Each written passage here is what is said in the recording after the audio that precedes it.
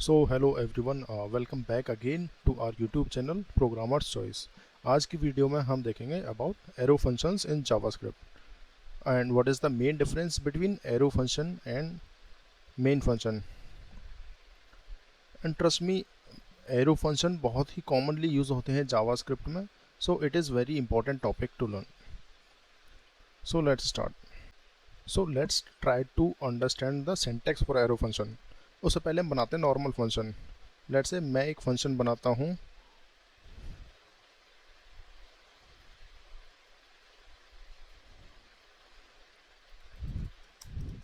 Function से hello, जिसमें मैंने कंसोल किया console dot log. Simple function के थ्रू हेलो प्रिंट हो जाएगा on the screen.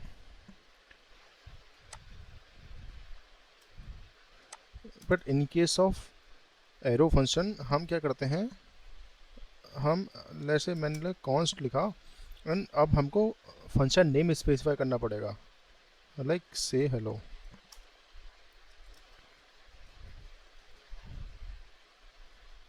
And then arrow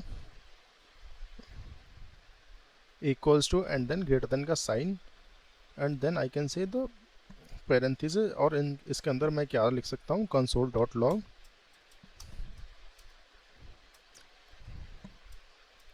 similarly जैसे हम सिंपल फंक्शंस को कॉल करते हैं, हम इसको भी कॉल कर सकते हैं लाइक दैट।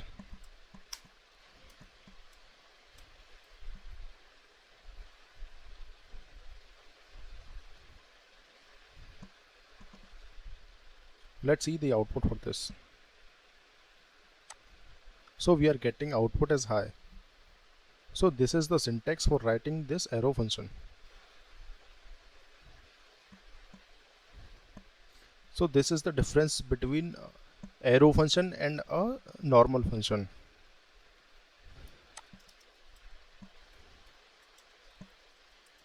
दिख रहा होगा क्योंकि यहाँ हमारे पास एरो है।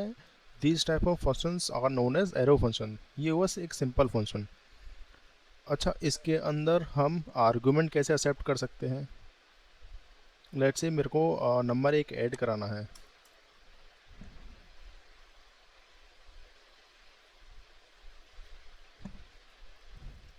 const add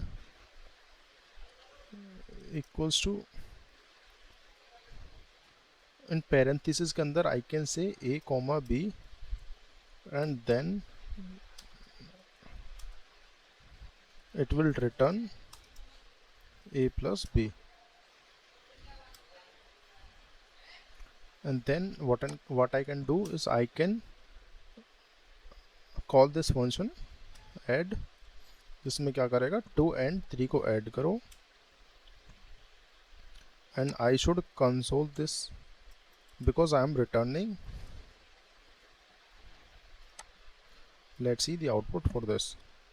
This is how I can accept arguments inside this arrow function.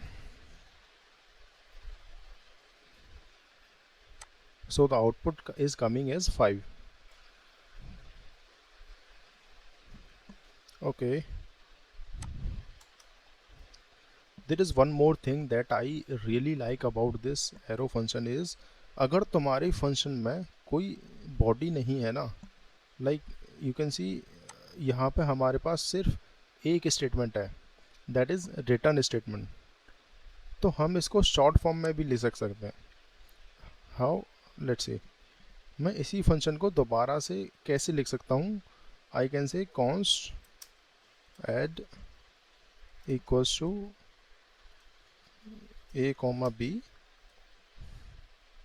and just I can say without parenthesis a plus b। इस चीज़ का मतलब क्या हुआ, जब तुम पैरेंथेसिस का यूज़ नहीं करते, you just right your statement और योर एक्सप्रेशन, तो वो ऑटोमेटिकली रिटर्न बन जाता है। I can even use this add function, like इसको अगर हम नाम देते हैं add 1, and now I am calling this add 1, see still I will be getting answer as 5.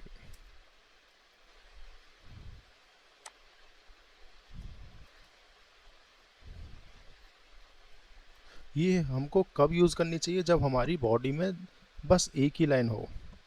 Let's see the output again. So yes, it is showing as 5.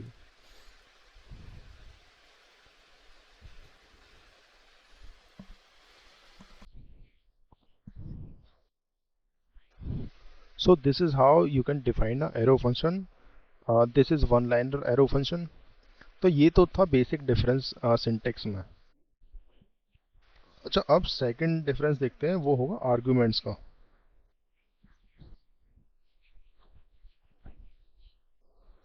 अब एक function बनाते हैं, फंक्शन ऐड नंबर्स.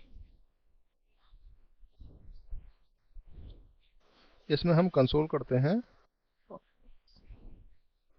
और इसमें हम arguments को use करते हैं.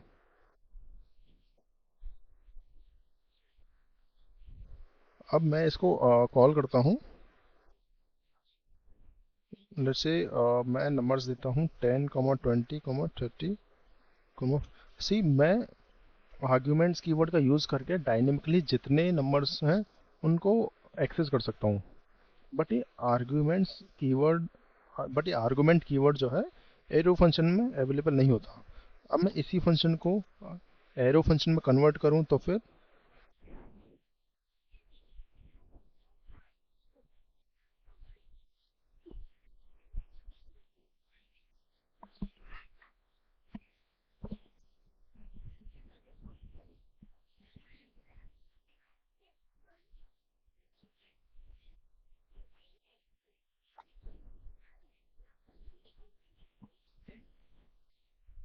सो सेकंड केस में हमको एरर आएगा that arguments is not defined.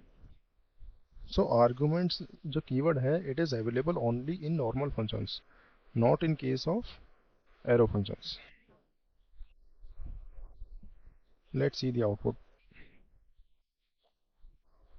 See, for the first one, arguments are coming as 10, 20, 30, 40, and for second one, argument is not defined. So arguments are not defined in case of arrow functions.